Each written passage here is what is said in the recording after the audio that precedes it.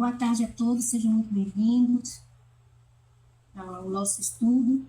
Nesse momento, vou pedir que todos fechem seus olhos, tragam as suas mentes um momento de tranquilidade, calmaria, a imagem do Mestre Jesus, toda a luz que é possível trazer para si, emanando assim sentimentos bons, não só para cima, mas para o todo, sempre iniciando, agradecendo a companhia de cada um de vocês, ao Criador, a Jesus, à espiritualidade superior, aos nossos familiares encarnados e desencarnados, aos mentores de cada casa que aqui se apresenta, que possamos todos trabalhar insistentemente em busca das nossas melhorias e assim refletindo no auxílio ao próximo. Que nunca nos esqueçamos da importância de cada um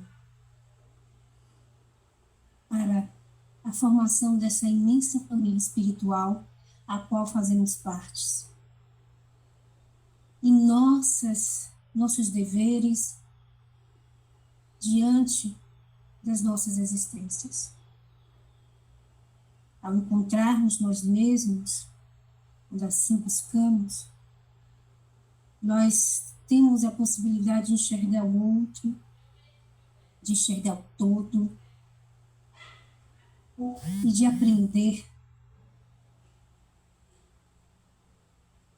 cada vez mais. Então, muita luz para todos nós, que estejamos receptivos ao que o nosso expositor nos traz no dia de hoje, para que venhamos justamente a começar firmemente a desenvolver ainda mais, consolidando essa busca que nós trazemos dentro de cada um de nós acerca do futuro, acerca de nós mesmos. Então, a nossa felicidade começa no momento que nós nos permitimos não apenas olhar para nós, mas olhar para aqueles que estão mais sofridos, mais necessitados, e que por vezes estão ao nosso lado, sorrindo, e nós não percebemos. Então, vamos olhar para aqueles que caminham conosco, abraçá-los, escutá-los, aceitá-los. Que assim seja. Assim seja. Boa tarde a todos que adentraram no momento da prece. Sejam muito bem-vindos. Hoje, no nosso estudo, estudando a Amélia Rodrigues à luz do Evangelho, ainda no livro As Flores no Caminho, no capítulo 18, nós vamos falar, nosso expositor, Gênesis, vai nos passar sobre o rebanho e o pastor. Então, que estejamos aptos nesse momento, vamos nos permitir, né? Cada vez mais nos aprofundar nos estudos, que através do conhecimento nós temos a possibilidade da ação consciente. Né? Então, convido James nesse momento, peço que ele fale um pouco sobre si, eu sempre peço, né? Ele da outra vez falou, não, eu não gosto muito de falar sobre mim, mas é necessário para aqueles que não conhecem o seu trabalho ficarem conscientes, né, de tudo que você já conseguiu fazer, aprender dentro da doutrina. Então, tem esse lado que é importante. A gente fala de Jesus, a gente fala do nosso irmão, da nossa necessidade, mas a gente também precisa dos exemplos mais próximos de nós. Às vezes, alguém se espelha em algo que você está estudando, e aí vai em busca disso para se aperfeiçoar. Então, seja muito bem-vindo, com muita alegria que nós recebemos você, mais uma vez, aqui nesta casa. Fique à vontade. Meus queridos irmãos, para mim é uma grata alegria de estar neste grupo Amélia Rodrigues. O áudio. Desligar.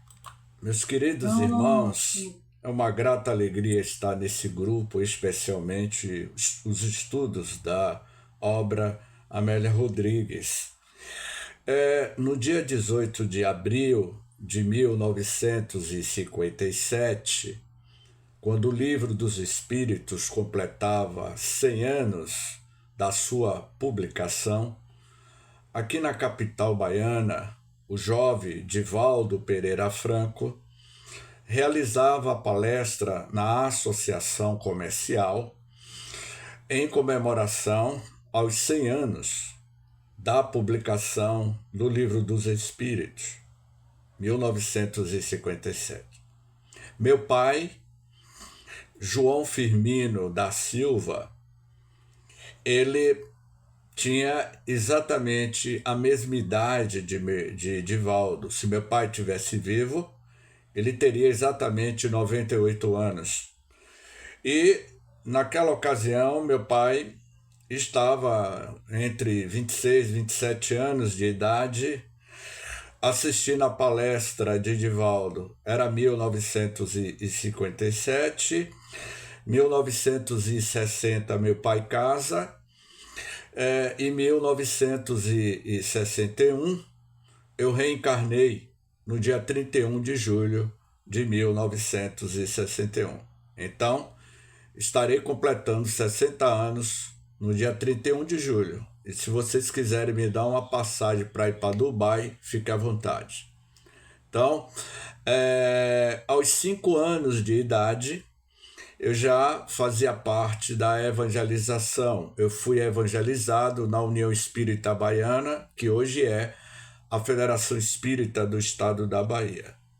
Aos 18 anos, eu já fazia parte do movimento juvenil espírita na Bahia, ao lado de grandes companheiros que certamente vocês devem conhecer, André Peixinho e outros.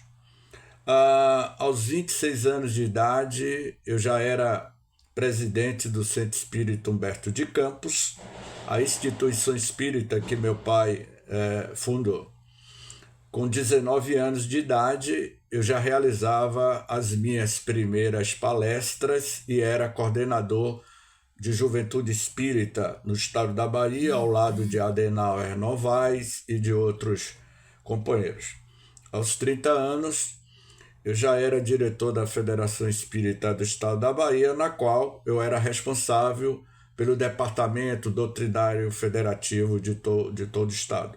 Criamos projetos como o projeto Deolinda Amorim, foi um projeto que nós fizemos, que foi aprovado pela Federação Espírita Brasileira, e que o projeto era qualificação de como falar em público.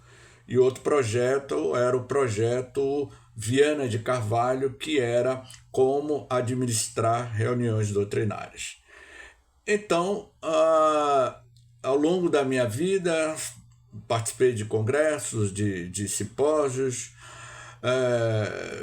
Fica difícil. Você me colocou, Andréa, eu resumi, Andréa. Então, isso, só precisa resumir. Então, essa é a minha história. Escrevi um livro sobre a visão espírita da depressão, que já foi esgotado. Atualmente, eu estou, nesses últimos 10 anos, escrevendo um livro sobre a infinita diversidade de vidas fora da Terra. Por que 10 anos eu venho escrevendo esse livro? Porque a todo momento vem surgindo informações novas. E o senhor telescópio James Webb tem me feito um favor de me dar informações que eu tenho que estar constantemente atualizando o que o telescópio James Webb. Então, eu estudo cosmologia, astrofísica e, enfim, sou diretor atualmente, coordeno os grupos de estudos da Gênese na Casa do Caminho, coordeno os grupos de estudos da obra Amélia Rodrigues, não é? Enfim, tem alguns programas na rádio web, eu coordeno o grupo de estudo do livro Jesus e o Evangelho à Luz da Psicologia Profunda. Enfim, então essa é a nossa trajetória e estamos agora com vocês para falar de um livro que já estudamos, não é? Há Flores no Caminho. Quando a benfeitora Amélia Sacramento Rodrigues, no mês de junho de 1982, ao publicar este livro, Amélia Rodrigues vem nos sinalizarmos a necessidade de despertarmos para as grandes flores, porque Jesus, ele exalava perfume e do seu perfume saía-se verdadeiras flores que serviriam de caminhos para todos nós. Este capítulo especial, o capítulo 18, é um capítulo muito cirúrgico na fala de Jesus, interpretado por Amélia Rodrigues numa visão espírita, quando Amélia Rodrigues, no seu primeiro parágrafo, vai traçar, e o que eu acho interessante, meus caros amigos, é a forma como Amélia Rodrigues traça o cenário, a paisagem. Do Planalto de Bazan chegavam as notas exaltadas da multidão, saciada, repercutindo pelas planuras e frinchas das rochas. Amélia Rodrigues, ela é muito poética, ela nos convida a ver o cenário. O cenário vai se materializando diante de nós. Pelas planuras, pelas frestas das rochas, até espairar-se pelas alturas do Esdredon e das províncias humildes, ou seja, o cenário onde o jovem Galileu estava colocando a semente de vida eterna, que é o Evangelho, era uma região pobre, humilde. E o perfil psicológico daquela comunidade eram de pessoas iletradas, pessoas que eram manipuladas ou manipulados pelas castas da época. E Amélia vai dizendo-nos os gritos de exaltação. Os gritos de exaltação após a fome atendida exigiam um rei para Israel, que impedisse a miséria, atendesse a dor, modificando as sombrias paisagens dos aturdidos painéis da alma humana. Esse parágrafo aqui, Andréa, é um paradoxo. Preste muito bem atenção no que eu vou dizer. Este parágrafo, hoje, é um paradoxo. Eu vou repetir, para que vocês façam uma ligação o que está acontecendo com Israel e a faixa de Gaza. Os gritos de exaltação após a fome atendida, porque o povo naquela época não tinha acesso, as dificuldades de alimentação era muito grande, exigia um rei para Israel. Até hoje eles esperam esse rei que impedisse a miséria, atendesse à dor. Os israelitas estavam evocando um rei que atendesse às suas necessidades, às suas misérias, não é? E modificando as sombrias paisagens dos aturdidos painéis da alma humana, do sofrimento humano. Ora, o que a gente está vendo hoje é um paradoxo depois de 2000, eu vou ser bem exato, 2025 anos. Israel não entendeu a sua missão espiritual para a humanidade. E isso vai ter um preço na coletividade daquela civilização. E vocês muito sabem que Francisco Cândido Xavier já narrava no livro A Caminho da Luz. Existe, na linguagem sânscrita, um karma de um indivíduo, e existe um karma coletivo de uma sociedade e de uma humanidade. Vocês conhecem muito bem, eu vou usar essa linguagem, o karma do planeta Capela. Uma parte da população de Capela estava tendo esse mesmo comportamento que esses ditadores têm se utilizado. E aí o que foi que Capela fez? Precisamos separarmos o joio do... Eu esqueci o outro trigo. O joio do... Abra aí o microfone. O joio do... Trigo. Do joio... Eu fiz de propositadamente, do joio e do trigo.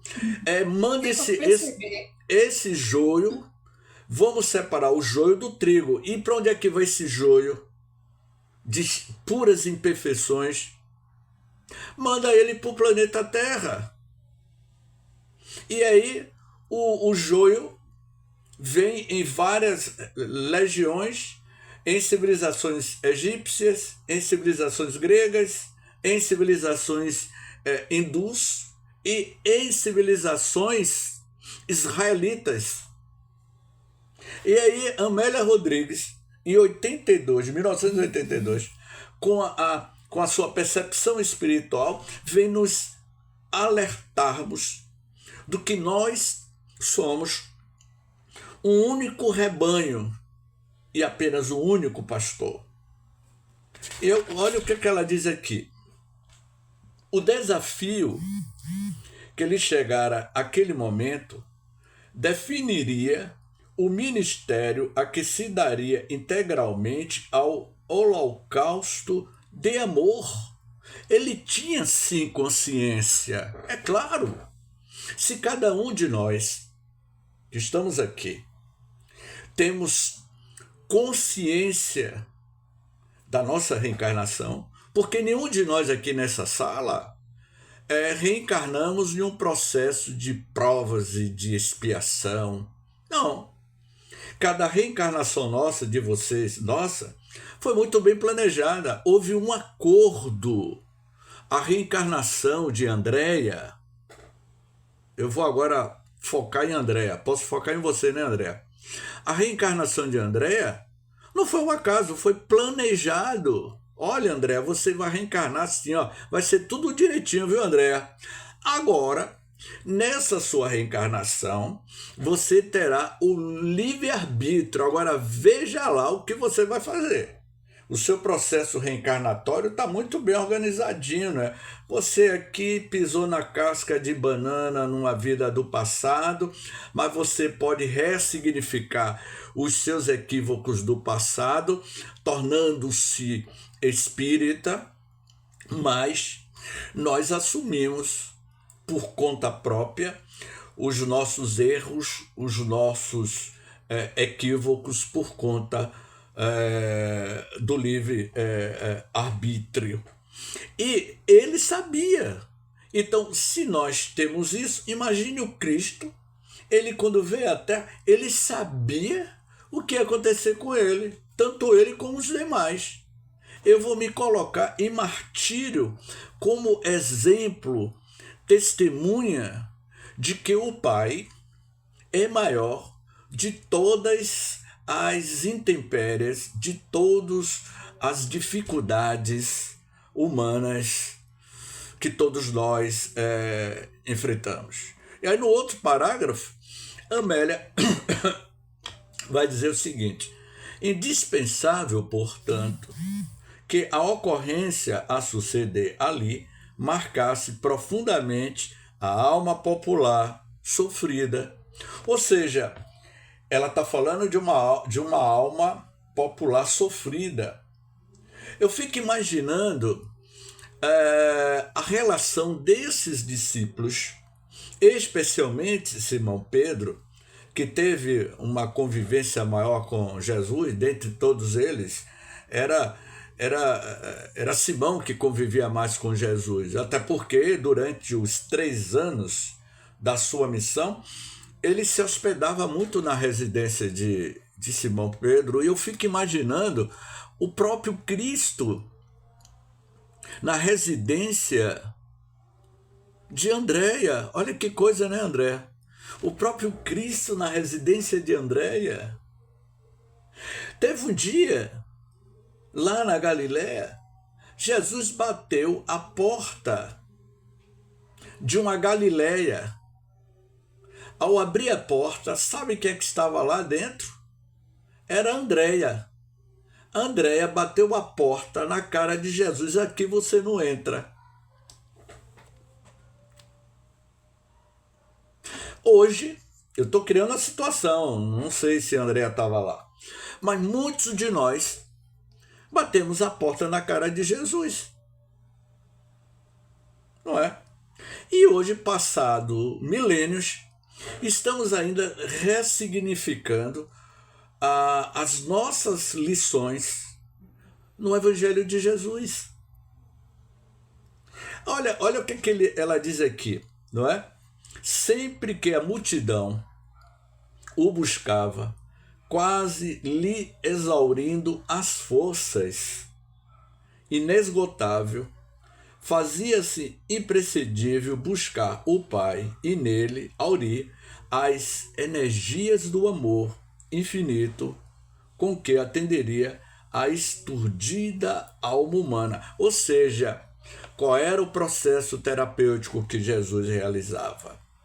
Ele, quando sentia-se exaurido fisicamente, porque ele, a dimensão humana do Cristo, ele era um ser humano.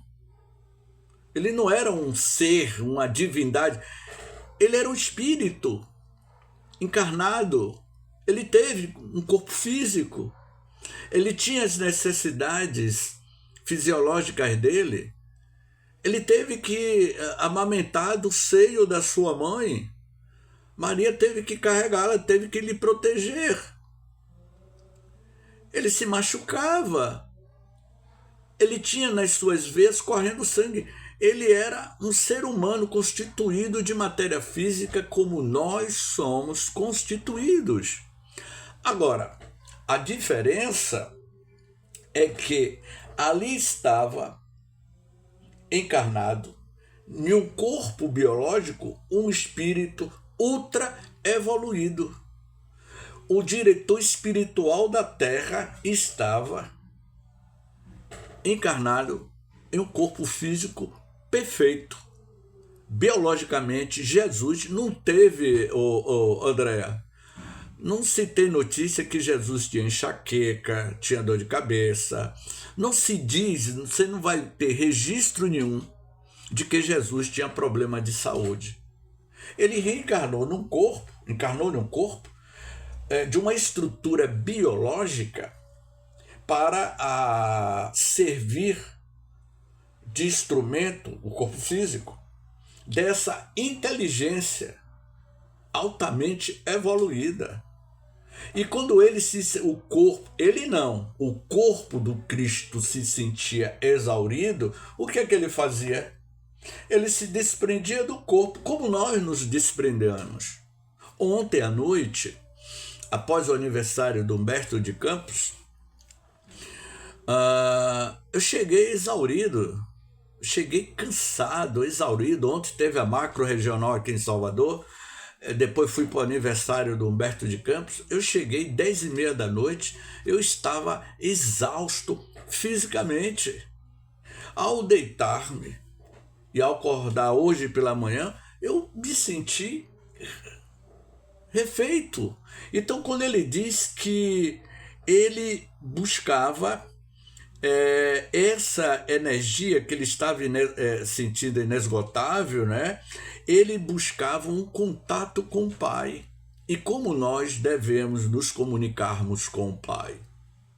Através da oração, da meditação, né?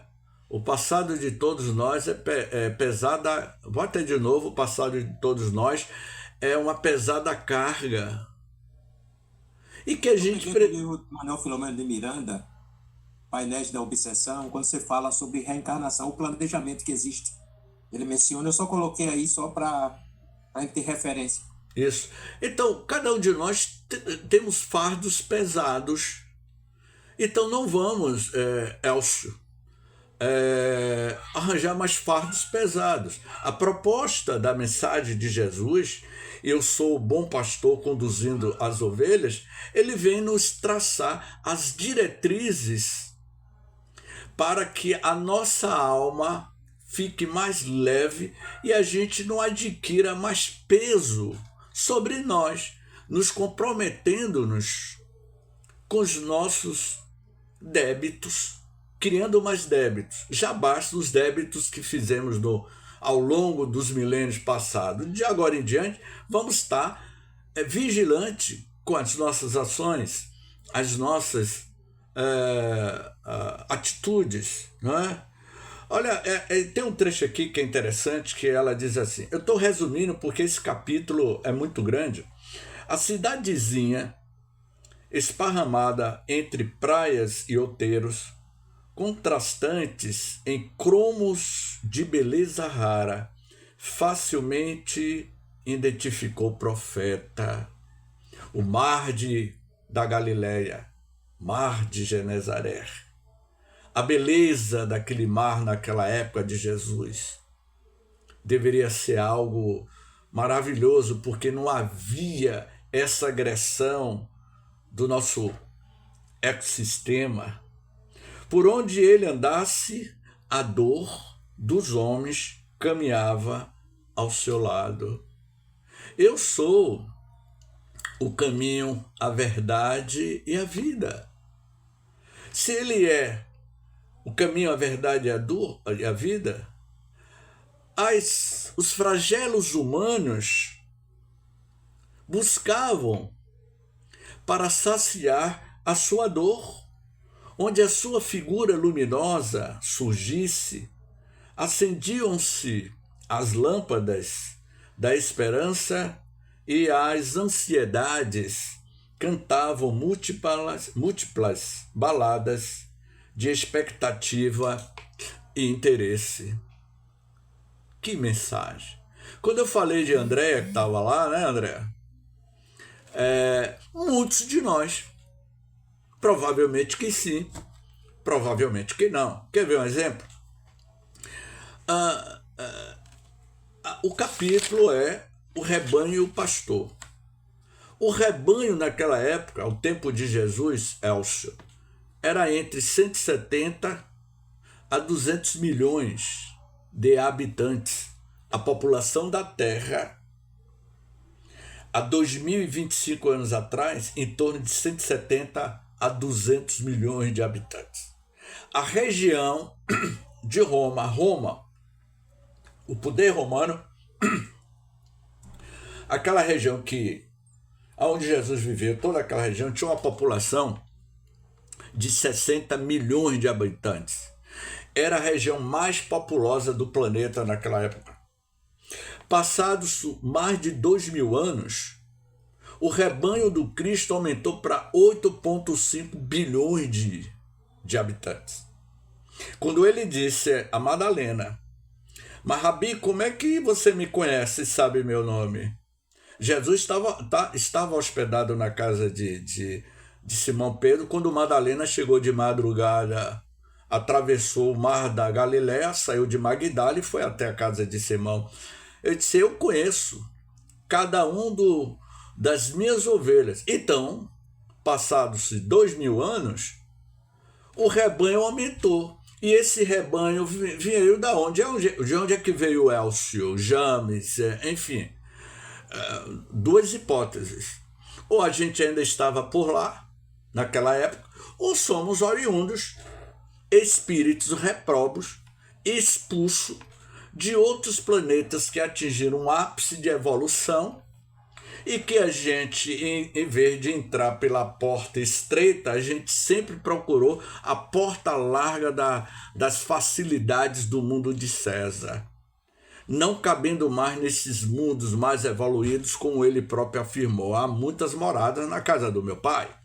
Então, aqui estamos nós, com um rebanho bem maior, e o Cristo, ele e a equipe espiritual, os diretores espirituais do planeta Terra, que não é só o Cristo que coordena a equipe espiritual, ele é o diretor maior, mas existem outras equipes, ele está tudo sob controle. Não pensem vocês que o que vocês estão vendo aí de guerras, essa situação, que o planeta está fora do controle, absolutamente que não.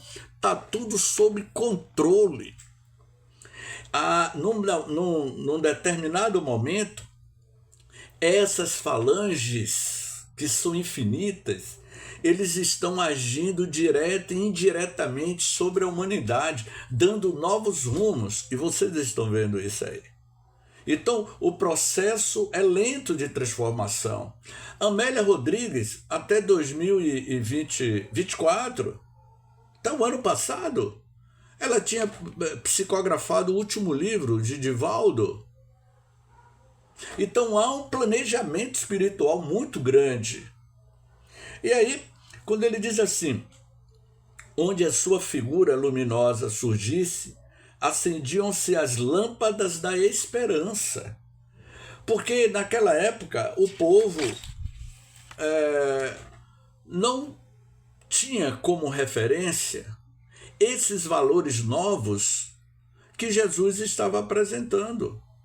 Era uma casta sacerdotal que era de autocontrole dos deuses, da diversidade de deuses da mitologia romana, dos deuses de pedra. Ele vem e quebra todos esses paradigmas. Há outro capítulo aqui, outro parágrafo, e que ela diz assim: em Genezaré, a cidade pesqueira e humilde, a dor era comensal, era maior. Do dia a dia, aquela vila de pescadores, a maioria eram homens simples e viviam a sua dor moral, a sua dor física. Muitas vezes Jesus contemplaria os destroços humanos. Amélia, hein? Os destroços humanos e os reuniria em novos corpos. Olha, eu vou repetir aqui que isso é muito forte. Em Genezaré, a cidade pesqueira e humilde, a dor era imensa no dia a dia. Ponto. Ali, muitas vezes, inúmeras vezes, Jesus contemplaria os destroços humanos. Eu vou até grifar aqui. Os destroços humanos, e os reuniria em novos corpos, convidando os depositários do ensejo para que se evitasse danos maiores, graças à mudança de comportamento interior em relação à vida. O que Amélia quis dizer, que ele juntava os destroços humanos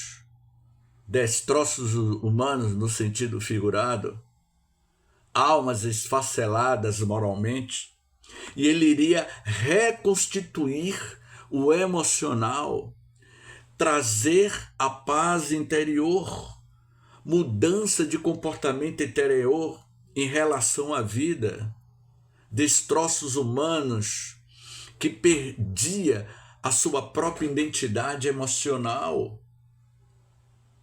A legião, porém, quase infinita, se renovava exigente, caprichosa, egoísta e malsã. Em Genezaré, naquele ensejo eram lançadas as sementes da Era Nova. Essa historinha fictícia que eu criei aqui dentro do texto com Andréa. Vamos dizer que Andréa estava lá. Neste contexto, neste cenário. Eu vou criar um personagem para Andréa naquela época. Elvira. Anote aí, Andréa. Elvira. Elvira era uma mulher revoltada. As casinhas, os casebres ao lado da casinha de Elvira, que hoje é Andréa, o que eu estou falando aqui é uma ficção, viu? Se acontecer, é mera casualidade. Então, as companheiras, as vizinhas, Elvira, o Rabi está entre nós. Ele cura, ele expulsa os demônios. E aí, sabe o que foi que Elvira fazia? Elvira era casado com um senhor, dono de cabras. O marido de Elvira se chamava Estevão. Ele era cuidador de cabras. Ele era uma pessoa que só queria multiplicar o número das suas cabras. E ela vivia sobre o espólio do seu marido Estevão. E as vizinhas diziam: Elvira, busque Jesus, que ele vai aliviar a dor da tua alma. Até que um momento Elvira foi conversar com seu marido, que era criador de ovelhas, tinha uma quantidade enorme de ovelhas, umas 100 cabeças de ovelha. Era um homem que tinha posses. E ele disse que não queria ouvir falar de Jesus. E ela aceitou. Jesus partiu e Elvira ficou. Passados 2025 anos, a velha Elvira, que perdeu a oportunidade de encontrar com Jesus, está hoje aqui na sala. Isso é ficção, viu? Eu criei a história agora aqui, viu, Elvira? Ou Elvira, Andréia. Então, prestem atenção. Quando porque eu já estou querendo chamar ela de Elvira, Andréia, todos nós somos essas ovelhas. E que o bom pastor continua e continuará nos auxiliando. Quer ver um exemplo?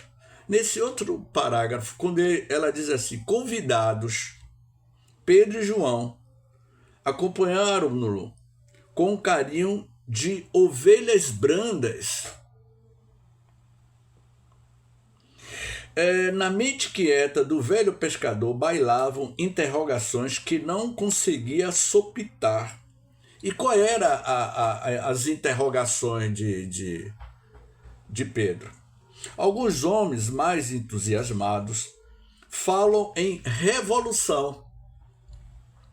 Não fosse a tua discrição, a esta hora teria instalado um movimento que se irradiaria por todo o país, a fim de levar-te a Jerusalém na condição de rei. Porque alguns discípulos, especialmente Simão Pedro e outros, Judas, Jesus era um revolucionário, que ele teria que trazer a revolução para derrubar o poder de Roma. Jesus foi, sim, um revolucionário, literalmente, um revolucionário na mente e no coração.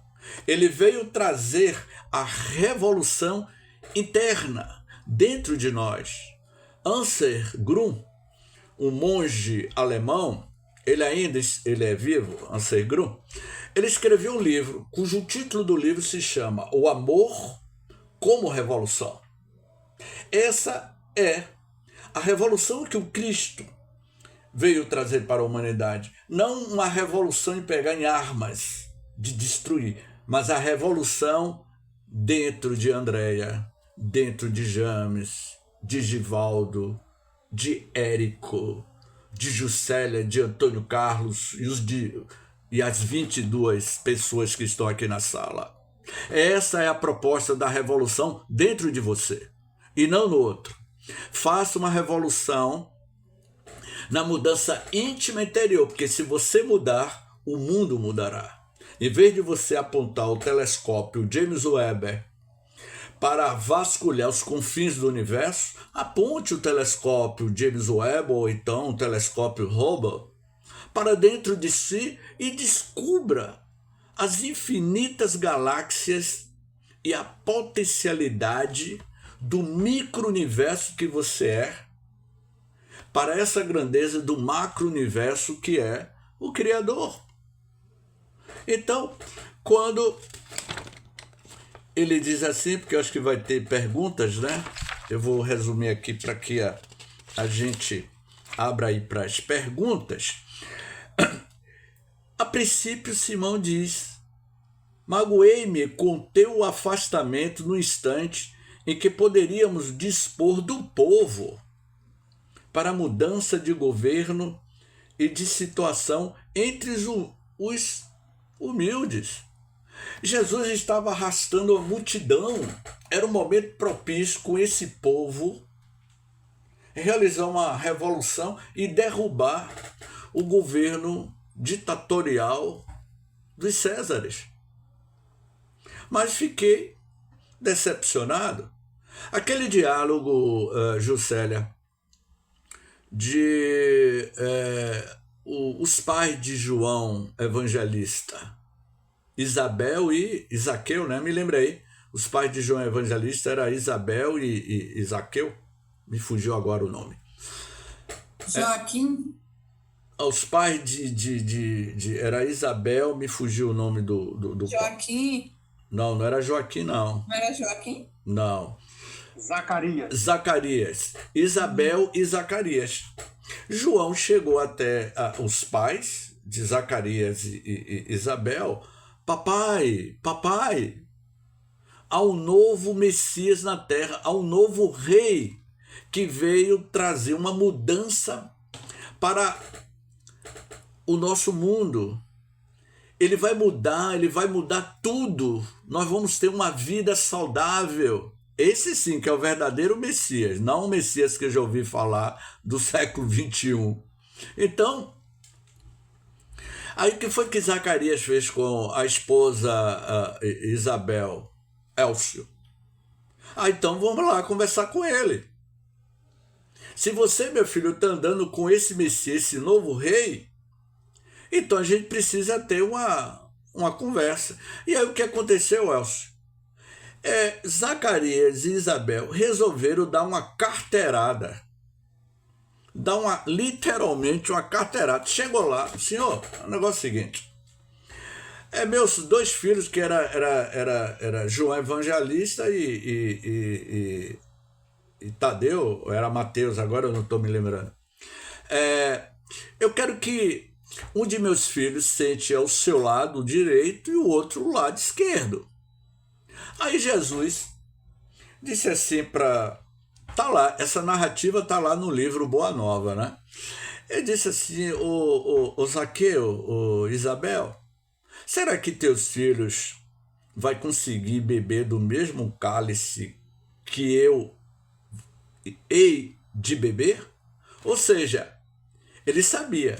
Será que seu filho está preparado de passar por todas as intempéries que eu vou passar? O reino que eu trago para a terra é o reino do coração e não o reino dos Césares. O meu reino que eu vim trazer para a terra é para ser implantado no coração do homem. Zaqueu abaixou a sua cabeça ao lado de Isabel e entenderam a profundidade, porque o reino que Jesus estava apresentando era um reino aonde o ladrão jamais roubará e a traça jamais o destruirá. É o reino de luz, o reino de amor. Tanto é que Ele, João Evangelista, ele desencarnou octogenário, com mais de 80 anos. Morte natural. Todos os outros discípulos tiveram o seu martírio. E ele iria escrever as Apocalipse. Ele ficaria até o fim dos tempos, ao tempo de Jesus. Então, Jesus conduzia e conduz as suas ovelhas. E aqui, já concluindo, ele diz assim: não aguento mais, Senhor. A multidão cansa-me, as opiniões variadas perturba-me, as lutas de paixões. Deperece-me ainda sequer. Não demos início à revolução do amor e sinto-me combalido, desanimado. Quer fazer, Senhor? Não aguento mais, Senhor. As fake news, as narrativas, as mentiras criadas pelas inteligências artificiais. Estou cansado de tanto ver imagens narrativas equivocadas, opiniões variadas de espíritas equivocados, nessas lutas das nossas paixões atuais, que me deixa depreciado-me. E ainda sequer não demos uma notícia de que nos nossos dias atuais aparecerá alguém para salvar a humanidade. Eu estou contextualizando a nossa linguagem atual. E vocês viram o que aconteceu com o nosso querido Divaldo. Lamentável. Eu fiz um vídeo, uma homenagem ao Divaldo, no mês de maio, e que nesse vídeo eu coloquei: ele revolucionou a história da humanidade. Ele revolucionou o coração de milhões de almas ao longo da sua vida. Eu comentava com a amiga antes de entrar ao vivo aí com vocês. Eu fiz uma palestra que eu falei da minha relação com o Divaldo. Tem uma palestra que eu fiz que eu falo sobre o trabalhador da última hora e como o Divaldo influenciou na minha vida para ser o que eu sou hoje. Eu agradeço a ele o não que o Divaldo Pereira Franco me disse. Eu fui em 82, bati na porta da casa de Divaldo lá no Pau da Lima, que eu queria morar na Mansão do Caminho. Eu queria dedicar minha vida a ficar do lado de Divaldo, estar lá dentro. E aí eu fui levado por um jovem. Na época eu estava com 22 anos. Eu não queria saber mais do mundo de César, eu queria morar dentro da Mansão do Caminho. E eu fui falar com o Divaldo quando eu cheguei na casa dele. Ferraz, ele morava com o Divaldo. E Ferraz me atendeu, que era do projeto Filomeno de Miranda, isso em 82. Preste bem atenção. Aí, seu Ferraz, eu gostaria de falar com o seu Divaldo. Eu quero residir aqui. Eu quero ser um dos filhos de Divaldo, eu quero morar aqui, quero conviver, quero trabalhar aqui, quero dedicar a minha vida a trabalhar dentro da Mansão do Caminho. Aí Ferraz disse assim: olha, meu jovem, o Divaldo está ocupado. Eu não sei se ele vai poder lhe atender, mas me dê um minuto, me dê um momento que eu vou falar com ele. E aí Ferraz, vocês conhecem Ferraz? Conheceram Ferraz? Aí Ferraz, André, foi falar com o Divaldo e demorou um tempinho lá. Não demorou muito tempo. Aí vem Ferraz, André. Eu tinha 22 anos. Eu me lembro disso, eu usava uma calça jeans que já tinha uma semana que eu não lavava. E aí Ferraz voltou e disse assim: olha, Divaldo disse que infelizmente você não pode residir aqui na nossa residência e que você tem muito o que fazer lá fora, mas aqui dentro não. você terá que fazer muitas coisas lá fora. Aqui não. Infelizmente, meu filho, não poderemos lhe abrigar porque você tem muito que fazer lá fora. Ô Elcio, eu me lembro que eu saí de lá chateado com o Divaldo, mas ele não quis me receber. Passados os anos, depois de muito tempo, eu encontrei com o Divaldo, enfim. E aí eu falei com ele. Ele virou para mim e disse: eu não estava certo que você iria servir muito lá fora do que aqui dentro?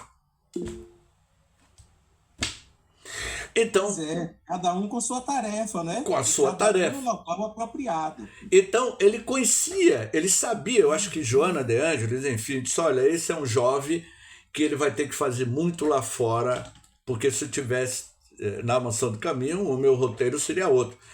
Tanto é que João Cleófas é o diretor mediúnico da Mansão do Caminho. João Cleófas deu uma mensagem através de Divaldo, e que Edilson me deu essa mensagem dizendo: olha, o trabalho dele é outro, o trabalho de James é outro. Não é? Então, significa, meus queridos irmãos, concluindo, que Jesus é esse bom pastor, e na qualidade de bom pastor, ele nos ama, ele sabe das nossas necessidades, como ovelhas desgarradas do aprisco do Criador. Concluindo, aquele que ama e necessita do amor, entre a terra exaurida, as redes rotas, o vaso quebrado e o animal rebelde, não se entrega ao desalento ou à deserção. Reúnem as energias e habilidades, procurando revitalizar, reparar, recompor, refazer as energias de cada um de vocês. E aí ela conclui: o verdadeiro amor não se desavora nem debanda. Ninguém espera compreensão alheia, reconhecimento da massa, afeição das criaturas. Até hoje, olha o que a Amélia diz. Até hoje, 82, já se passaram mais de 40 anos. Até hoje o Pai nos dá exemplo. Até hoje o Pai nos dá exemplo. 2 pontos. Trabalha como eu também trabalho. Elcio, Andréia, Ademir, Givaldo, Juscelia, James Ney e as 22 pessoas que estão aqui na sala. Até hoje o Pai trabalha. E você está trabalhando para mudar o cenário do planeta? Porque você pode fazer a diferença. E aí ela conclui: no alto brilhavam os astros, oscilando em sinfonia de bênção, além da acústica dos débeis ouvidos humanos. Por muitos séculos, assim se demoraria os homens. E aqui Amélia, ela vai contextualizando o seu pensamento em 1982 e que hoje é atualíssimo. Por muitos séculos, assim, se demoraria os homens, não obstante a fé e o ideal, em tricas, em fofocas, em reflexões, sem se darem conta do mal que fazem por negligência nossa, de respeito ao próximo, embora sem um querer de desânimo, os companheiros de luta, todavia, acima de todas as circunstâncias humanas, Jesus prossegue, amando e trabalhando em sublime, paciente convite como pastor vigilante junto às ovelhas. Na faixa de Gaza, o comportamento da Rússia com a Ucrânia, a guerra do Irã com Israel, aquele cenário. os 70 mil pessoas que já morreram na faixa de Gaza. As guerras civis que ora está acontecendo em Moçambique, que eu tenho um amigo moçambicano, ele me deixa atualizado o que está acontecendo em Moçambique. As guerras que acontecem na África.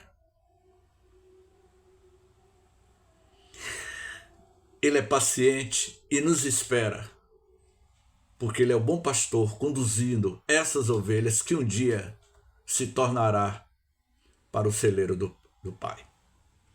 Muita paz, gratidão.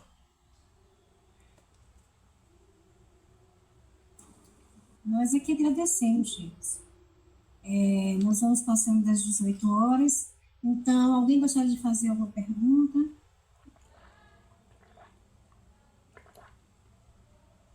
Ok. Então,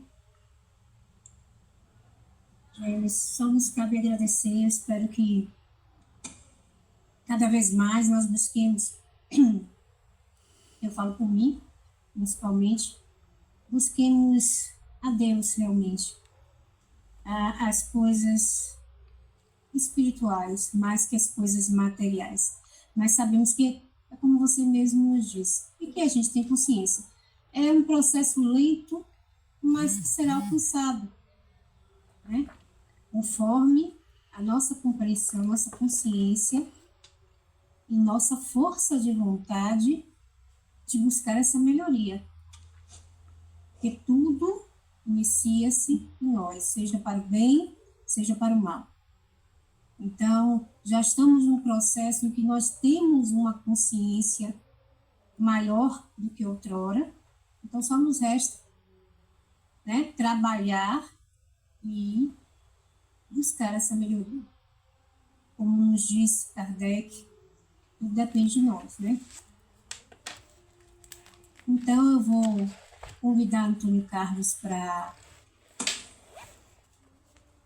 encerrar com uma música, com uma prece, e desejar uma excelente semana para todos, de muita luz, de muita paz, de muitas batalhas a serem vencidas, porque a gente precisa das batalhas como aprendizado, do desenvolvimento íntimo de cada um de nós. Então, que as bênçãos de Deus recaiam sobre todos nós, sobre toda a sua criação, e que nós saibamos reconhecer esse amor, essas bênçãos, e tudo aquilo que nos chega é para a nossa melhoria. Que assim seja.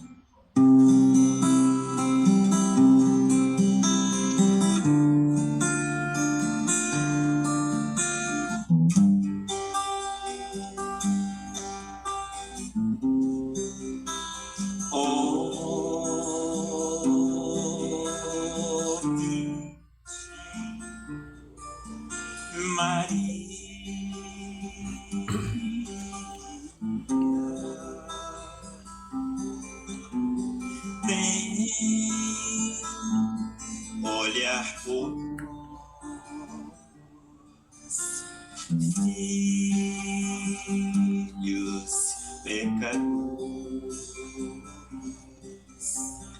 deixem abençoada serva de Deus. És tu, ó Mãe querida,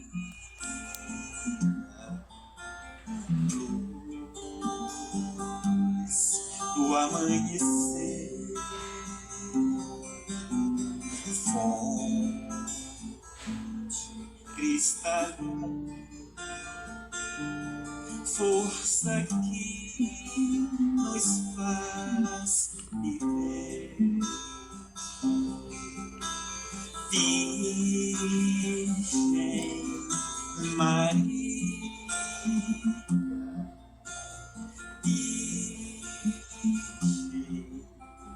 Maria,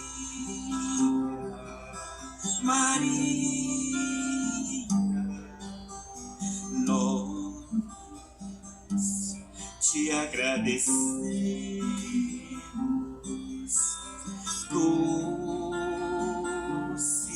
Mãe querida,